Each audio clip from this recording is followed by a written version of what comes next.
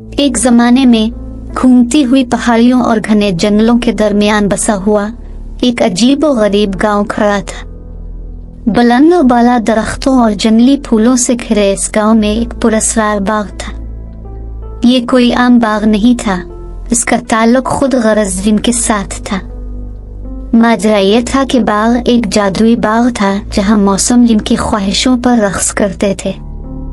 जिन दर हकीकत खुद गरज मखलूक था। इसके पास एक बहुत बड़ा किला था और गांव के लोगों को अंदर आने की बिल्कुल भी इजाजत नहीं थी और इसे अपने शानदार बाग पर बहुत फख्र था। इसके बावजूद वो गांव के बच्चों के साथ अपने बाग की खूबसूरती बांटने को तैयार नहीं था।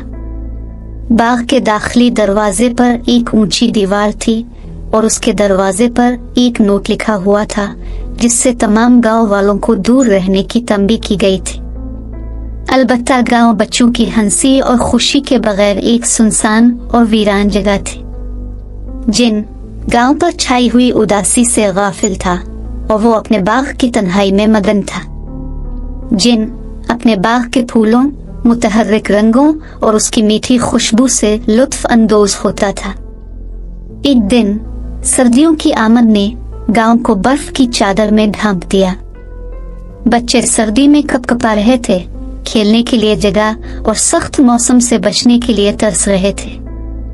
उनके पास खेलने के लिए कोई जगह नहीं थी और बच्चों की खुशी की जगह एक खामोशी ने ले ली थी। बच्चों की हालत जार की खबर एक जादुई औरत के कानों तक पहुंची, एक सूफियाना मखलूक जिसे सेलिस्टा कहा जाता था। सेलिस्टा का दिल रहम और शफकत से भरा हुआ था और उसने मामलात को अपने हाथ में लेने का फैसला किया। सेलिस्टा ने गर्मजोशी और उम्मीद की सरगोशियां लेकर अपनी पूरी ताकत के साथ गांव का चक्कर लगाया। जैसे ही इसने गांव पर अपना जादू किया, फिजा जादुई हो गई। इस सारे मामले ने खुद गरज जिनकी तवज्जो अपनी तरफ खींच ली। गैर मामूली गर्मी से मुतजस्सिस होकर जिन्हें अपने महल की खिड़की से बाहर झांका। हैरत के एहसास के साथ उसने गांव में बर्फ पिघलती हुई देखी जिसके नीचे हरी घास जाहिर हो रही थी। जिनका तजस्सुस ज्यादा होता गया और उसने इस गैर मुतवक्के तब्दीली की छानबीन करने का फैसला किया। जैसे ही जिन अपने बाग के दरवाजे के करीब पहुंचा, उसने एक गैर मामूली चीज देखी। एक छोटा सा बच्चा जो बज़ाहिर सर्दी से मुतासिर नहीं था, फूलों के दरमियान खेल रहा था। जिनका दिल जो तवील अरसे से खुद गरज था, एक हमदर्दी में बदल गया। वो तेजी से बच्चे की तरफ बढ़ा और इसे अपने बड़े हाथों में उठा लिया। बच्चे ने बेखौफ और मासूम जिनकी आंखों में एक गर्मजोशी से देखा जिसने जिनके दिल के गिर्द बर्फीली रुकावटों को पिघला दिया। सखावत के नए एहसास से मगलूब होकर जिनने अपना बाग गांव के बच्चों के लिए खोलने का फैसला किया। उसने दीवार को भी गिरा दिया और इंतबाही नोट को भी हटा दिया और बच्चों की हंसी और खुशी को अपने बाग में मदऊ किया। यह खबर जंगल में फैल गई और जल्द ही बाग बच्चों के खेलने, फूलों के खिलने और परिंदों के गाने की आवाजों से गूंज उठा।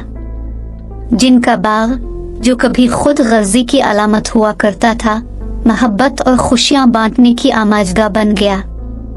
जैसे जैसे मौसम बदले वैसे ही जिनका दिल भी नरम होता गया।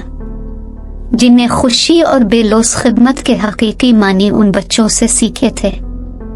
गांव जो कभी वीरान था, अब एक मुतहर्रिक कम्युनिटी बन गया था जहां बच्चों की हंसी से फिजा भरी हुई थी और जिनका बाग रहमदिली और सखावत की ताकत की अलामत बन गया था।